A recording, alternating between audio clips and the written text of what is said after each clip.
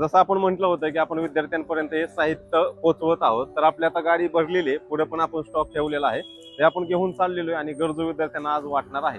आजपासून सुरुवात होते. मी पहिल्यापासून म्हणतो की तुमच्या पण मदतीची गरज असणार आहे. तुम्ही पण अशी पुस्तकं, वह्या, पेन, पेन्सिल काही माझ्यापर्यंत पोहोचवू शकता.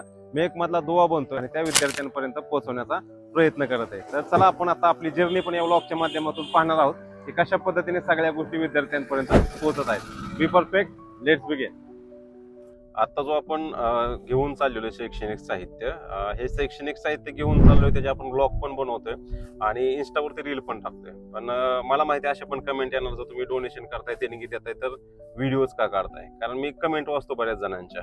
तर व्हिडिओ काढण्यापाठीमागचा उद्देश एकच आहे की गरजू लोक खूप आहेत आणि एकटा माणूस या सगळ्या गोष्टींची कामं करू शकत नाही. तर व्हिडिओ बघून प्रेरणा घेणं खूप गरजेचं आहे. तुम्हाला वाटलं तुम्ही डोनेट करू शकता, व्हिडिओ बनवा, अजून 4 लोक बघतील, अजून 4 लोक मदत करतील, यासाठी व्हिडिओ बनवणं गरजेचं आहे. कारण आज सगळा कंटेंट क्रिएशन वरती सगळं चाललेलं आहे आणि हा जो कंटेंट आहे हा दुसऱ्यांना मदत करण्यासाठी आहे. त्याच्यामुळे व्हिडिओ बनवत आहे की लोकांनी प्रेरणा घ्यावी.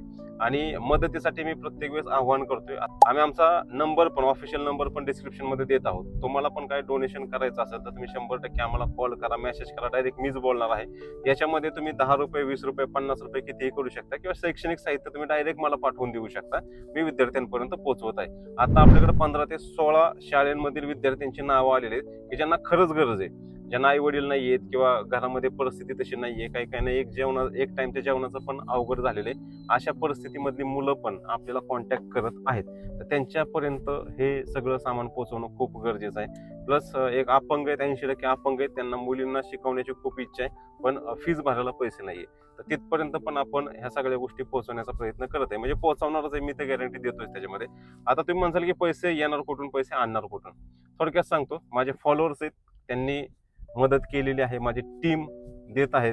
त्यानंतर जो काय माझा सोशल मीडिया प्लॅटफॉर्मवरून येणारा पैसा आहे, तुम्ही बघत असाल तर सोशल मीडियावरून येणारे जे काही पैसे असतील ते पूर्णपणे पैसे मी डोनेशन मध्येच वापरणार आहे. कारण माझे ऑलरेडी बिझनेस खूप चांगले चालू आहेत, पण आपण पण समाजासाठी काहीतरी देणं लागतो, म्हणून हा उपक्रम मी हाती घेतलेला आहे. खूप दिवसापासून म्हणत होतो, अगोदर केलं पण व्हिडिओच्या माध्यमातून ते दाखवलं नाही.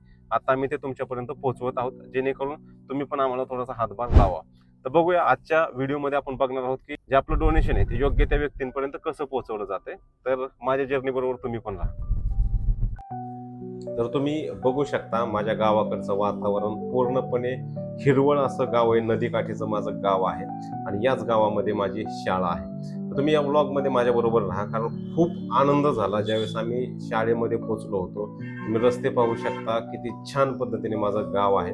ज्यावेळेस आम्ही स्कूलमध्ये पोहोचलो त्यावेळेस माझ्या आठवणी जाग्या झाल्या आणि मला आठवलं की माझा वर्ग कोणता होता, आम्ही कुठे खेळायचो, काय करायचो, अशा बऱ्याचशा गोष्टी तुम्ही पण पाहिलं असेल. तुमच्या स्कूलमध्ये गेल्यानंतर तुमच्या पण आठवणी जाग्या होतात. गेल्यानंतर पहिलं तर मुलांचा आवाज मला यायला लागला, कारण ते आमची वाटच पाहत होते.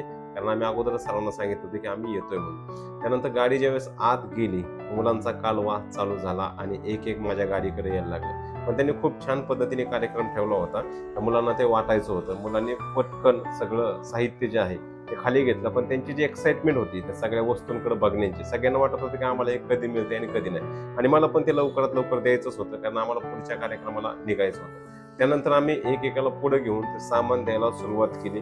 मुलांना थोडंसं मार्गदर्शन पण केलं. मुलं लहान होती पण कुतूहलाने ऐकत होती, त्याने खूप चांगलं वाटत होतं. मला सगळे माझ्या शाळेचे दिवस आठवत होते की मी कुठं बसायचो, काय करायचो.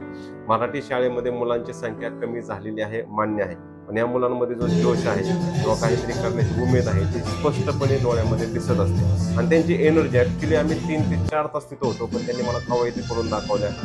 15 ऑगस्ट येणार होतं, त्याच्यामुळे त्यांनी डान्स करून दाखवले. बऱ्याचशा गोष्टी त्यांनी मला करून दाखवल्या आणि जाताना खरं तर निघू वाटत नव्हतं. भरपूर आठवणी एकसाथ घेऊन आम्ही माघारी निघालो. मुलांचं बघू शकता जल्लोष तरीही कमी होत नव्हता. त्यांनी एवढ्या जबरदस्त पद्धतीने पाय म्हणत मला जो निरोप दिला, खरंच तो मनाला भावून गेला. आणि असंच आम्ही काम करत राहू. तुमची साथ मला नक्की द्या.